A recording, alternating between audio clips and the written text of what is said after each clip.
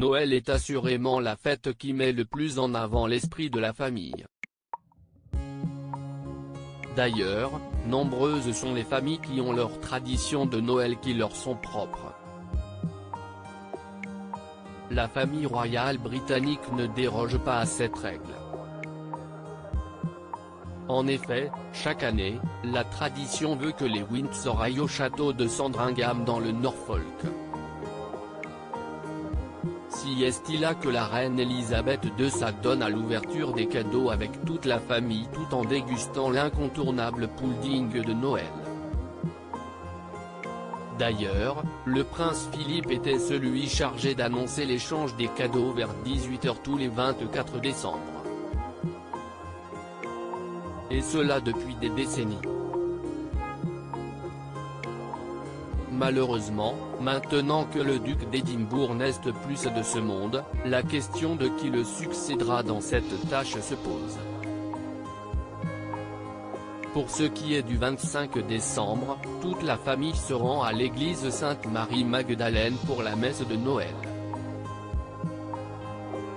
Une occasion dont ne profitera sûrement pas le prince Andrew cette année.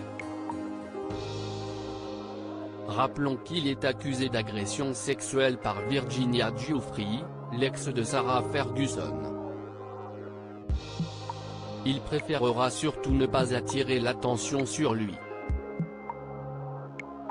Le prince William, le duc de Cambridge ne connaît pas le jeu lutin de Noël. Il y a bien une tradition que le duc de Cambridge ne connaît pas.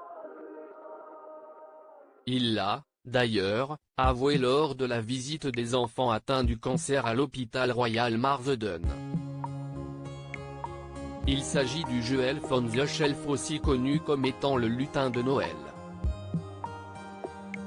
C'est un jeu qui vient directement des États-Unis. Son objectif est de placer un lutin dans un endroit caché de la maison.